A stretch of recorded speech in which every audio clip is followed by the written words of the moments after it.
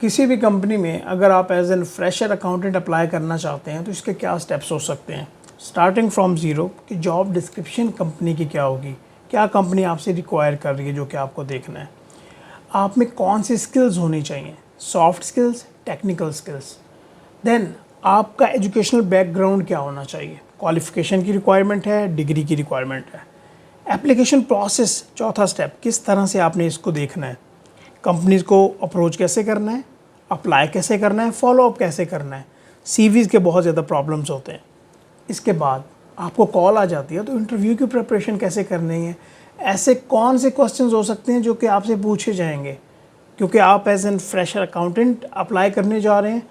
Accounting के कौन से क्वेश्चंस हो सकते हैं, आपकी ऑफिस प्रोडक्टिविटी जिसमें एक्सेल आ जाता है, अकाउंटिंग के सॉफ्टवेयर आ जाते हैं, किस तरह के क्वेश्चंस होंगे, पर्सनैलिटी के कौन से क्वेश्चंस हो सकते हैं।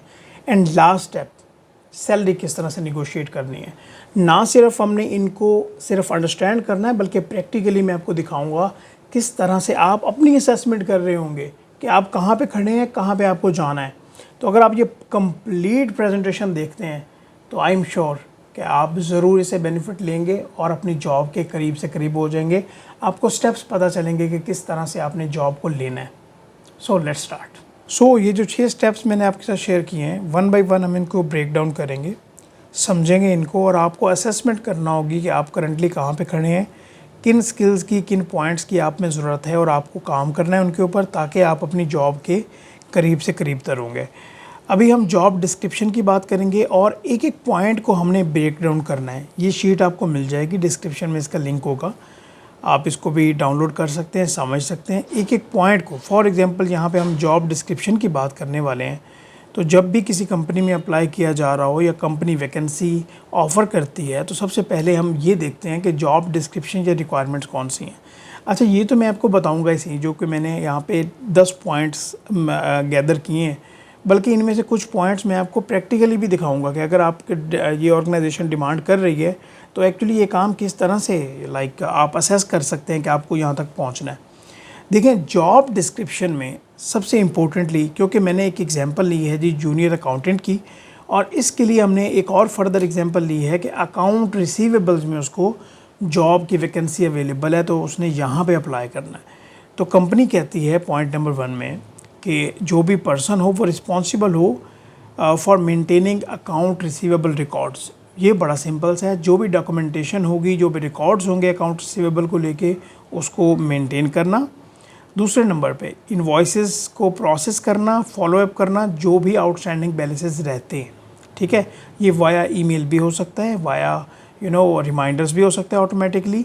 तीसरे नंबर पे हम बात करेंगे जी responsible for following up on outstanding balances. ये किस तरह से हमें पता चलेगा कि आउटस्टैंडिंग बैलेंसेस कैसे निकलेंगे, कंपनी की पॉलिसी क्या होगी, 15 डेज़ जिनको आउटस्टैंडिंग हो जाएंगे, 30 डेज़, 90 डेज़, 120 डेज़, उनको किस तरह से रिमाइंडर्स भेजने हैं, ठीक है। ये आउटस्टैंडिंग बैलेंसेस को भी मैं आपको दिखाऊंगा। चौथे नंबर के पे देखिएगा, responsible for preparing ageing reports in Excel and summary reports. ये बहुत ज़्यादा इंपॉर्टेंट है, ठीक है। अभी एजिंग रिपोर्ट्स को पहले आप अंडरस्टैंड कीजिए। मैं आपको ज़रा एजिंग रिपोर्ट पहले दिखा दूं कि एजिंग रिपोर्ट को आप किस तरह से देख सकते हैं। फॉर एग्जांपल, हमारे पास ये डेटा है जी डेटर्स का, ठीक है। इसमें हमारे पास ये डेटर्स आ रहे हैं और ये उनकी अमाउंट आ रही है, ये पेड स्टेटस आ रहा है और ये उनके आउटस्टैंडिंग बैलेंसेस आ रहे हैं और ये हमारे पास डेट्स आ रही हैं, ठीक है।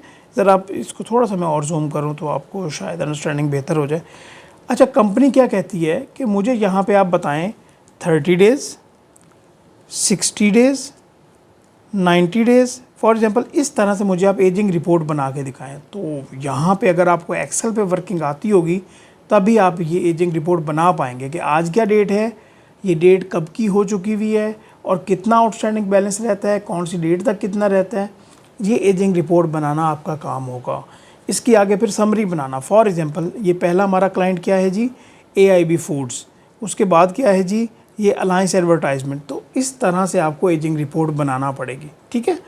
अभी हम दोबारा वापस आते हैं जी। ये चौथा पॉइंट क्लियर हो गया कि आपको एजिंग रिपोर्ट समरीज बनाना पड़ेंगी। पांचवा पॉइंट है जी responsible for preparing monthly reconciliations for receivables. जितने डेटर्स हैं आपके, जितना कैश आपको आ गया बैंक में आ गया उसमें डिफरेंस होता है, तो उस डिफरेंस को रिकॉन्साइल करना भी आपका काम होगा। ये भी मैं आपको दिखा देता हूँ। ये देखें मैंने थोड़ी सी एफर्ट की है इसके ऊपर ताकि मैं आपको एक एक पॉइंट क्लियर कर लूँ। अच्छा देखें, ये हमारी कैश बुक होती है, ये बैंक स्टेटमेंट होती है।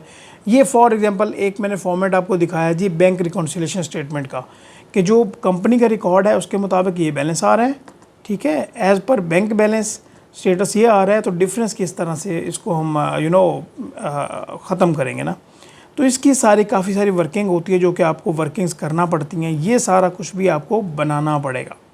क्लियर हो गया पॉइंट? ये जस्ट आप एक एग्जांपल ले सकते हैं कि आपको रिकॉन्सिलेशन इस तरह से बनाना पड़ेगी। छठे नंबर पे पॉइंट है जी responsible for preparing maintaining agreements contracts with clients. अगर आपके क्लाइंट्स के साथ कोई एग्रीमेंट या कॉन्ट्रैक्ट्स हैं तो उनको मेंटेन करना। सातवें नंबर पे अगर फॉर एग्जांपल एनुअल ऑडिट होता है, क्वार्टरली अगर ऑडिट, ये कंपनी की डिपेंड करता है कि उसके इंटरनल ऑडिट डिपार्टमेंट भी है, तो वहाँ पे असिस्ट करना, फाइनेंशियल रिकॉर्ड को रिव्यू करते हुए यहाँ पे कोई एरर्स तो नहीं है, या ऑडिट टीम को फैसिलिटेट करना भी आपकी रिस्पॉन्सिबिलिटी होगी। आठवें नंबर पे आपकी जो एनालिटिकल स्किल्स हैं वो काफ़ी ज़्यादा बेहतर होनी चाहिए। Responsible for monitoring anomalies, for example कोई अनयूजुअल ट्रांजैक्शंस हो रही हैं तो आपको उनको भी असेस करना पड़ेगा। एंड 10वें नंबर पे, ये बहुत इंपॉर्टेंट है 10वां number point, responsible for calculation of taxes and penalties for receivables. आपने सेल्स की एंट्री पास की, आपने इनवॉइस की, तो भाई उसमें जनरल सेल्स टैक्स की कैलकुलेशन या उसकी एंट्री किस तरह से होनी है, क्या आपको ये पता है? अगर आपको ये चीज़ें पता होंगी तो तभी आप इस जॉब डिस्क्रिप्शन पे फुलफ़िल करेंगे। अभी तक सिर्फ हमने जॉब डिस्क्रिप्शन को अंडरस्टैंड किया है प्रैक्टिकली। क्लियर हो क्या? अच्छा, इनको मैं आपको अभी जो मैं आपको लाइक एप्लीकेशन प्रोसेस पे लेके जाऊंगा ना, वहाँ से भी आपको दिखा रहा हूँ। ये हमारा पोर्शन कंप्लीट होता है जी जॉब डिस्क्रिप्शन वाला। दोबारा पेज पे आते हैं। दूसरे नंबर पे पॉइंट है जॉब डिस्क्रिप्शन क्लियर। फिर आपने ये देखना है कि दैट ऑर्गेनाइजेशन आप में क्या स्किल्स रिक्वायर कर रही है, कि आपके टेक्निकल्स या सॉफ्ट स्किल्स जो हैं वो कौन कौन सी होनी चाहिए, किस तरह से होनी चाहिए। अभी इनको देखते हैं हम।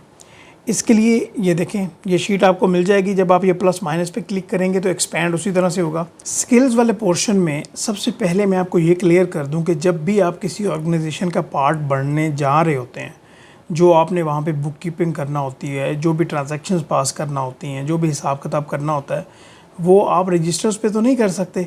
ऑब्वियसली आप कोई ना कोई अकाउंटिंग सॉफ्टवेयर यूज़ करेंगे, जिसमें क्विक बुक्स भी हो सकता है, सेज भी हो सकता है, ज़ीरो भी हो सकता है, SAP या ERP के सॉफ्टवेयर भी हो सकते हैं। तो आपकी हैंड्स ऑन प्रैक्टिस होना चाहिए इन अकाउंटिंग के सॉफ्टवेयर्स पे। अगर आपको सारे काम आते हैं, सॉफ्टवेयर यूज़ करना नहीं आता, तो यहाँ पे आपको प्रॉब्लम होगी। नो प्रॉब्लम, इसका सोल्यूशन भी मेरे पास है। यहाँ पे आप देखें, आप अगर हमारे चैनल पे जाएंगे तो वहाँ भी आपको ये क्विक बुक्स ऑनलाइन, ये सेज, ये एडवांस एक्सेल, ये आपको सारा कुछ मिल जाएगा। यहाँ से आप प्रैक्टिस करें, अपने आप का जो लेवल है उसको इंक्रीज़ करें, ठीक है। अभी अगर हम बात करें जी दूसरे नंबर पे कि आपकी जो एक्सेल की स्किल्स हैं वो बहुत ज़्यादा होनी चाहिए, क्योंकि जो भी आप अकाउंटिंग सॉफ्टवेयर्स पे काम कर रहे होते हैं उसके बैक एंड पे आप एक्सेल पे वर्किंग कर रहे होते हैं। रिकॉन्सिलेशन जिस तरह मैंने आपको पहले बताई, रिपोर्टिंग्स आप बना रहे होते हैं, तो ये सारे काम आपको एक्सेल में आने चाहिए। किसी भी ऑर्गेनाइजेशन में अगर आप अकाउंटेंट के लिए अप्लाई करने जा रहे हैं और आपको एक्सेल नहीं आता, तो भूल जाएं कि आपको ज़्यादा देर वहाँ पे काम करने दिया जाएगा, ठीक है। आप ऑब्वियसली आप चेंज हो जाएंगे, ठीक है।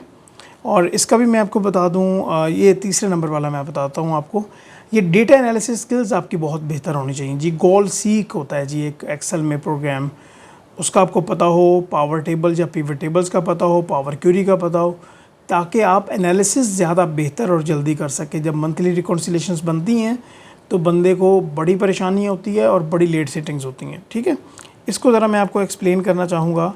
ये देखिए एक एग्जांपल है व्हाट इफ़ एनालिसिस का। अच्छा, यहाँ पे ना इस डेटा को थोड़ा सा मैं जूम करूँ, आप ऐसे समझ लें कि ये हमारे कुछ सेल्समैन हैं, ये उन्होंने यूनिट्स सेल किए और ये टोटल सेल्स है, ठीक है। तो हम यहाँ पे कोई क्राइटेरिया देना चाहते हैं कि फॉर एग्ज़ाम्पल जो भी 330 यूनिट से ज़्यादा सेल करेगा ना, उसको 8% की हम क्या करेंगे, फॉर एग्ज़ाम्पल बोनस देंगे।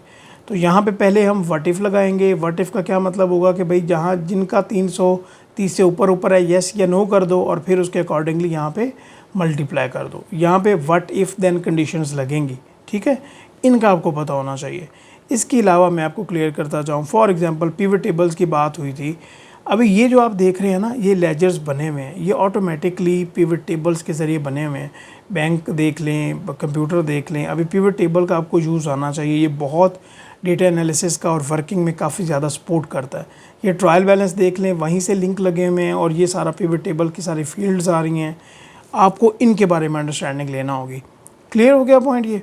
चलें दोबारा जाते हैं जी हम अपनी जूनियर जो अकाउंटेंट वाली फ़ाइल पे। चौथे नंबर पे पहली जो 3 स्किल्स हैं ये हैं जी टेक्निकल स्किल्स, जो आपके पास होनी चाहिए। चौथे नंबर पे क्या है जी? The ability to communicate effectively with both internal and external stakeholders. ठीक है ना, अपने क्लाइंट्स के साथ भी, अपने जो डायरेक्टर्स हैं, मैनेजर्स हैं, अपने जो सुपीरियर अथॉरिटीज़ हैं, उनके साथ कम्युनिकेशन आपकी बेहतर होनी चाहिए। और the ability to work effectively as a part of team. ठीक है, पर टीम वर्क आप में होना चाहिए। ये soft skills and technical skills हैं जिसमें कम्युनिकेशन को भी आप बहुत तरीके से ऐड कर सकते हैं। ये स्किल्स आपने देख ली। अभी हम एजुकेशनल बैकग्राउंड की बात कर लेते हैं। भूलिएगा मत, अभी हमने ये एप्लीकेशन प्रोसेस पे आना है, which is very very important. Plus करते हैं जी इसे एजुकेशनल बैकग्राउंड में 2 यहाँ पे मैंने लिखी हैं जी, क्योंकि ये है जी फ्रेशर रोल। ठीक है, इसमें ये होता है कि या तो आपके पास ग्रेजुएशन की डिग्री हो जिसमें BS accounting and finance, BBA, BCom इस तरह की जो डिग्रीज़ आ जाती हैं, या अगर आप प्रोफेशनल क्वालिफ़िकेशन का बैकग्राउंड है आपका, ठीक है, जिसमें CA, CCA, CMA, इस PIPFA इस तरह की क्वालिफ़िकेशंस आ जाती हैं, तो अगर आप उनके फाउंडेशन के पेपर्स पास कर लें, ठीक है, तो फिर भी आप ऐसी जॉब्स के लिए एलिजिबल होते हैं। ठीक है, क्लियर हो गया ये पॉइंट? नाउ अभी इम्पोर्टेंट सब्जेक्ट की तरफ हम आ रहे हैं, विच इज़ एप्लीकेशन प्रोसेस। और इसमें 3 स्टेप हैं जी। सबसे पहले आपने कंपनीज़ को फाइंड कैसे करना है। ठीक है, कंपनी को फाइंड कैसे करना है जी? 2 मैंने एग्जांपल्स दिए हैं यहाँ पे, Indeed.com, Rosie.pk। देन आपने इसका एप्लीकेशन प्रोसेस में जाना है और CV एंड रेज्यूमे पे हमने बड़ी डिटेल में डिस्कशन करनी है। सबसे पहले हम Indeed.com या Rosie.pk पे मैं आपको बता दूं कि क्या तरीकाकार आपका होना चाहिए। फॉर एग्जांपल यहाँ पे मैं बैठा हूँ और ये मैंने एक पहले से निकाल के रखा हुआ है जी, एक प्रैक्टिस अकाउंटेंट या जूनियर अकाउंटेंट आप इसे कह सकते हैं। अच्छा, एक और बात है, यहाँ पे आप ये देखें, अगर इनकी जॉब डिस्क्रिप्शन को देखें ना, तो कुछ मैच कर रही होंगी, कुछ मैच नहीं कर रही होंगी। मैंने एक बड़ा जनरल वे में रहते हुए उन जॉब डिस्क्रिप्शंस को अलाइन किया था, और वो था रिसीवेबल्स के लिए। ठीक है, लेकिन अगर हम इसको देखें तो फॉर एग्जांपल इनकी जो जॉब डिस्क्रिप्शन है, depending upon that title, job position, वो थोड़ा सा डिफरेंट हो सकता है, क्योंकि मैं आपको यहाँ पे एग्जांपल बता रहा हूँ। अच्छा, यहाँ पे आपने देखा भाई कंपनी की मेरी क्या जॉब रिस्पॉन्सिबिलिटीज़ होनी चाहिएंगी। ठीक है, आगे क्या कहते हैं कि मेरा सैलरी पैकेजेस क्या होंगे, क्या मेरा एक्सपीरियंस वगैरह को डिमांड कर रहे हैं। यहाँ पे आपने देखा कोई एजुकेशनल रिक्वायरमेंट है यहाँ पे। ठीक है, एजुकेशनल रिक्वायरमेंट आपने देखी एंड यहाँ पे अप्लाई नाउ से ऑनलाइन आप अप्लाई करेंगे। इसी तरह से एक एग्जांपल मैं आपको देना चाहूँगा, ये क्या कहते हैं इसको, Rosie.pk से असिस्टेंट अकाउंटेंट ऑफिसर, या सैलरी पैकेज बहुत कम है यहाँ पे। अच्छा, यहाँ पे देखें तो कुछ चीज़ें आपको यहाँ पे मैच हो रही होंगी। ठीक है, क्योंकि ये असिस्टेंट अकाउंट ऑफिसर की जॉब है और यहीं पे आप ऑनलाइन अप्लाई करेंगे। तो इस तरह से तो आप जॉब हंटिंग करेंगे, देखेंगे भाई कहाँ पे आपको अपॉर्चुनिटी मिल रही है, क्या आप जॉब डिस्क्रिप्शन को मैच करते हैं, और उसके अकॉर्डिंगली आप अप्लाई करेंगे। ठीक है, ये पॉइंट क्लियर हो गया, और यहीं से आप ऑनलाइन अप्लाई कर देंगे। अच्छा, ये तो हो गया ऑनलाइन एप्लीकेशन का प्रोसेस। बट मैं आपको ये बता दूं कि अगर आपका कोई रेफरेंस है किसी भी ऑर्गेनाइजेशन में, तो वहाँ पे भी बहुत इंपॉर्टेंट रोल प्ले करता है रेफरेंस, और आपको जॉब ज़्यादातर रेफरेंस बेस पे ही मिलती है।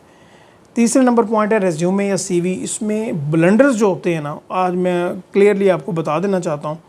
सबसे पहले आप ये CV देखिए जी। ठीक है, ये CV आपने देख ली। मैं आप ये ज़रा आपको एक्सप्लेन करना चाहूँगा। आप ज़रा ये CV देखें, इसमें बंदे ने अपनी तस्वीर लगाई है, अब नाम है, फॉर द एग्जांपल देखें जी, टेक्स्ट देखें क्या पता चल रहा है, एजुकेशनल हिस्ट्री है, प्रोफेशनल हिस्ट्री है, बताया गया है जी ये यहाँ पे काम कर चुके हैं, ये इनकी करेक्टरिस्टिक्स हैं, और ये उनकी पर्सनल इन्फॉर्मेशन है, और फ़ॉन्ट देख लें आप। ये इस तरह की CV बनी हुई है, which is very bad CV।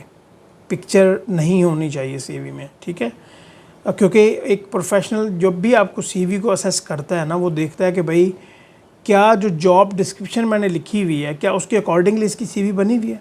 अभी मैं दोबारा अच्छी वाली CV पे आ जाता हूँ। ये CV आप देखिए जी ज़रा। ठीक है, ये आप CV देख रहे हैं, इसको थोड़ा सा मैं अगर जूम करूँ, यहाँ पे देखें कहीं पे अगर आपको वो नज़र आ रहा हो कि भाई कोई लाइन आइटम है या कोई गल बात किस तरह की कुछ आपको नज़र आ रहा हो, नेम लिखा हुआ है, टू द पॉइंट अपनी प्रोफाइल समरी बताई हुई है कि भाई कहाँ कहाँ ये काम कर चुके हैं, क्या इनकी कैपेबिलिटीज़ हैं, फिर यहाँ पे एक्सपीरियंस बताया हुआ है। ठीक है, इस तरह की जो CV है वो क्या कहते हैं, ये 2 पेजेस की भी हो सकती है।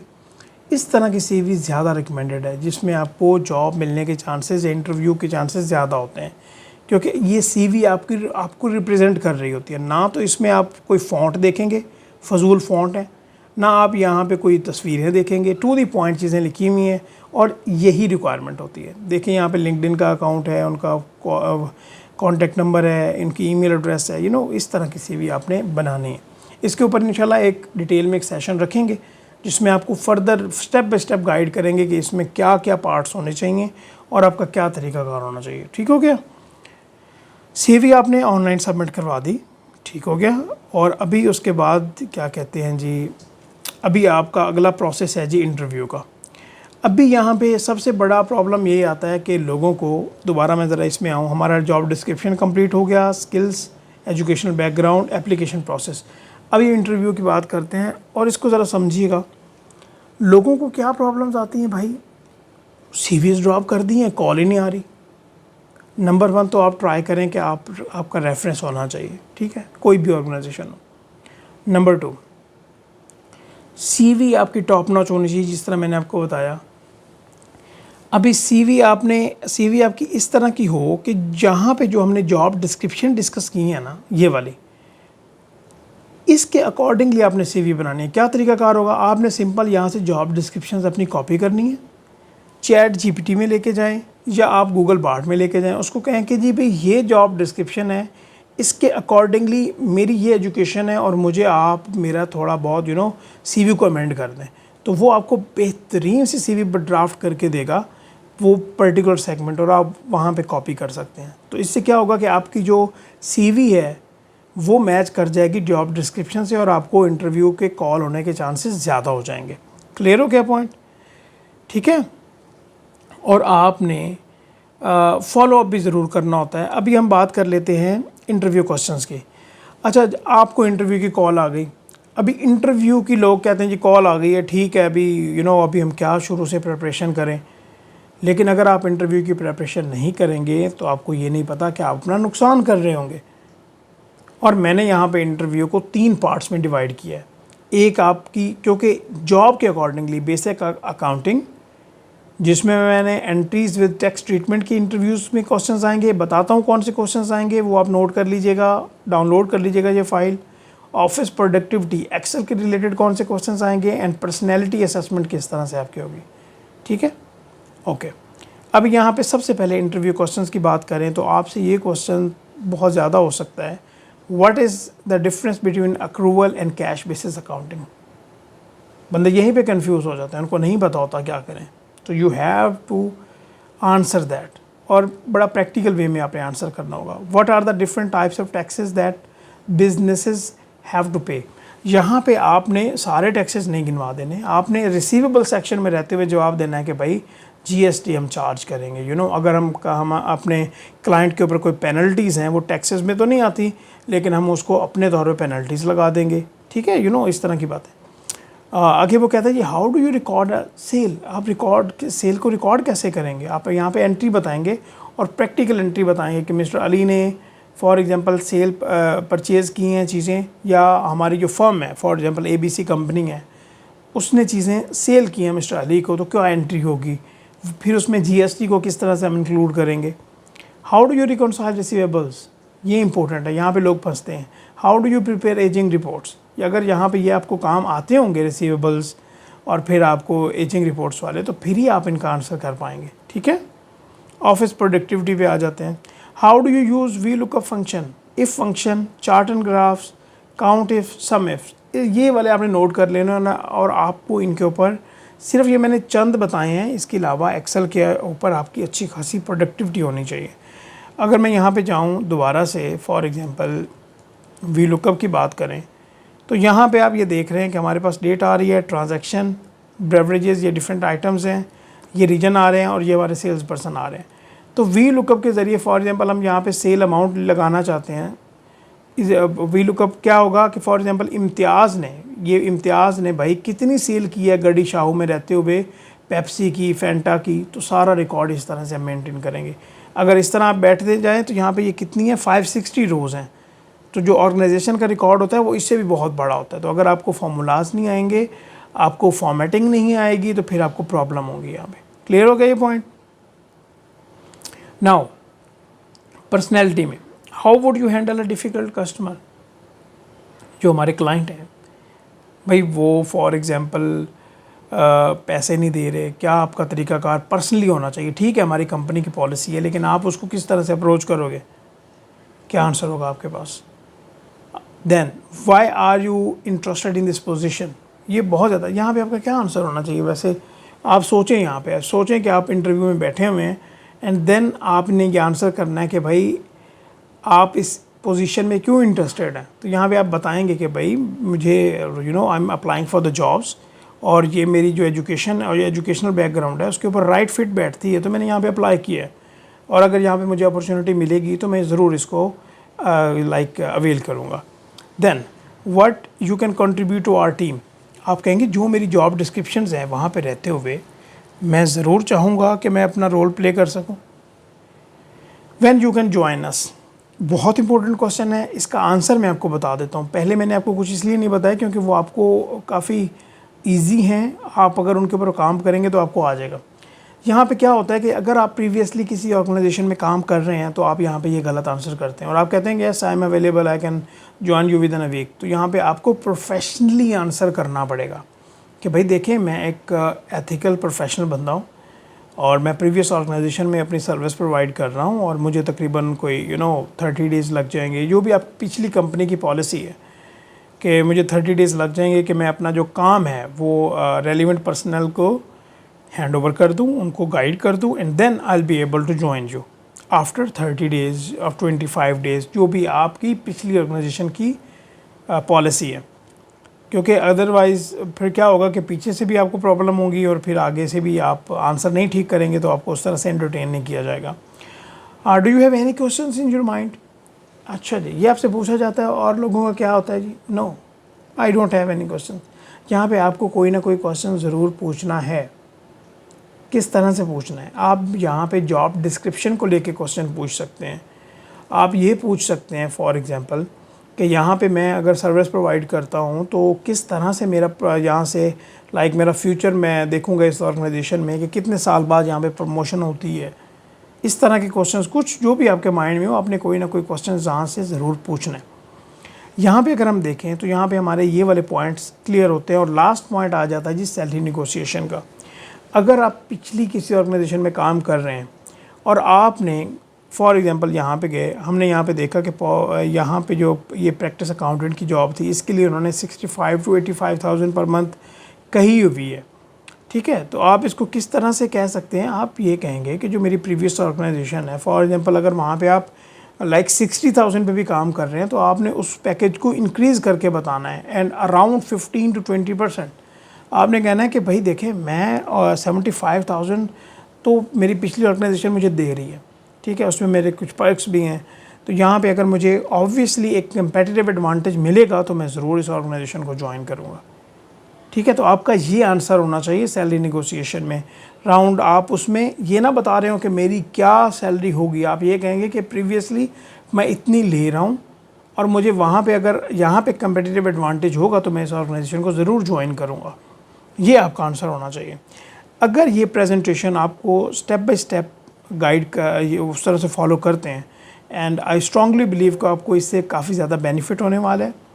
डिस्क्रिप्शन में आपको सारी डिटेल्स भी मिल जाएंगी, ये प्रैक्टिस फाइल भी आप डाउनलोड कर लीजिएगा एंड मोस्ट इम्पोर्टेंटली ये जो स्किल्स आपको बताई गई हैं आप इन स्किल्स पे काम करें, अपने एजुकेशनल बैकग्राउंड को देखें, जॉब डिस्क्रिप्शन को देखें, इंटरव्यू क्वेश्चंस की प्रिपरेशन करें। एप्लीकेशन प्रोसेस थोड़ा सा ट्रिकी होता है, इसको आप सिंप्लीफाई करें तो इसके बाद इंशाल्लाह ताला आप अपने गोल तक पहुंच जाएंगे। अगर आपको ये वैल्यूएबल लगे तो ज़रूर आपने हमारा चैनल भी सब्सक्राइब कर लेना है और वीडियो को ज़रूर लाइक कर लीजिएगा ताकि हमें और इनकरेजमेंट हो और इस तरह का कंटेंट हम आपके साथ शेयर करते रहें। Thank you so much. अल्लाह हाफ़िज़।